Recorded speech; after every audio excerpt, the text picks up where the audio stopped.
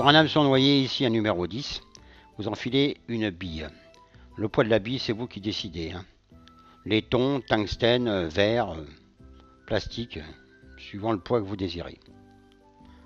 Avec votre fil de montage, aux 2/3 de l'hameçon, vous allez jusqu'à la courbure.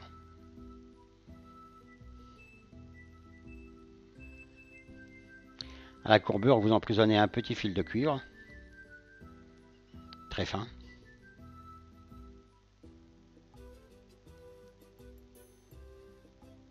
Et vous préparez une boucle pour un dubbing. Bon, vous pouvez mettre votre dubbing directement sur le fil sans faire de boucle. Chacun fait comme il a envie. Moi, sur ces hameçons-là, je fais une boucle, c'est beaucoup plus solide.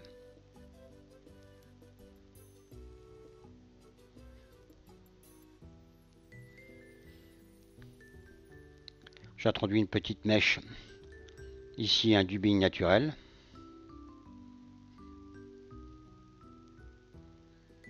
Couleur jaune.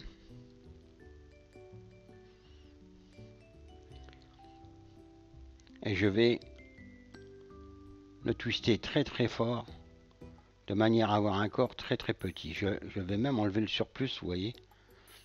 Il faut faire un corps très petit. Ensuite, on spire jointive et serré.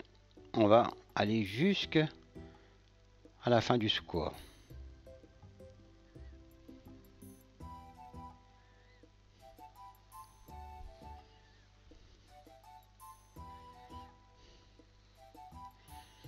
Voilà, aux 2/3, on s'arrête. On fixe bien comme il faut et on coupe.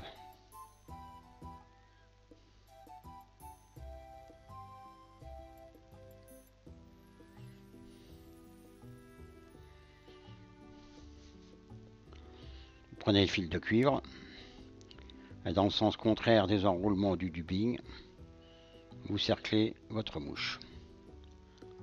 Alors suivant le poids que vous mettrez, vous ferez une mouche de pointe ou une mouche intermédiaire. Sur un train de 3 mouches en pointe, elle va très bien, suivant le poids que vous mettrez.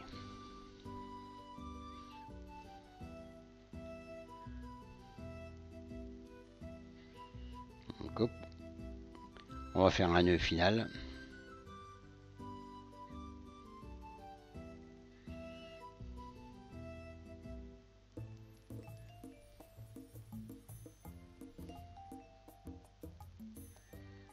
Une petite pointe de colle.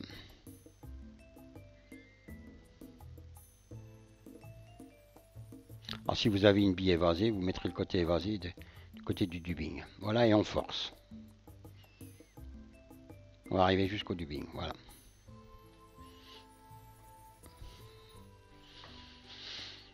On reprend le fil de montage. Et là, on reprépare un petit dubbing. Ici, en l'occurrence, noir.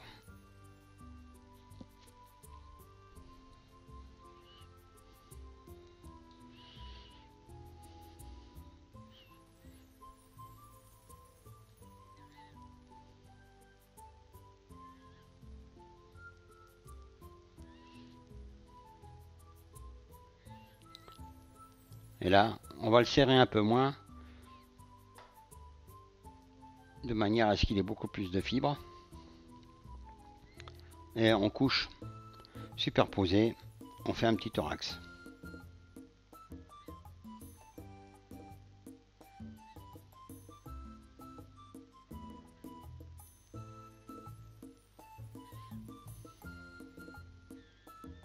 On prépare une petite tête avec une base pour pouvoir poser des fibres. On revient un tout petit peu vers l'arrière. Sur une grande plume de hacle, vous allez sortir toutes les fibres pour faire une belle pincée. Alors l'idéal, ça serait de prendre du pardot, pour ceux qui en ont. Une fois que vous avez votre belle pincée de fibres, vous la posez là, qu'elle ne dépasse pas la longueur de l'hameçon. Vous fixez 2 tours sans serrer. Et avec votre ongle, vous allez un tout petit peu écraser de manière à faire au moins la moitié de la largeur de l'hameçon. Et là, après, on serre On coupe. On fait une belle petite tête conique.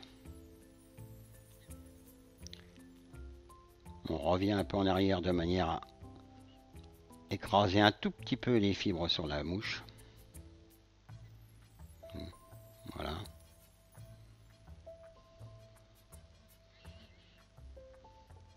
Nœud final et on colle.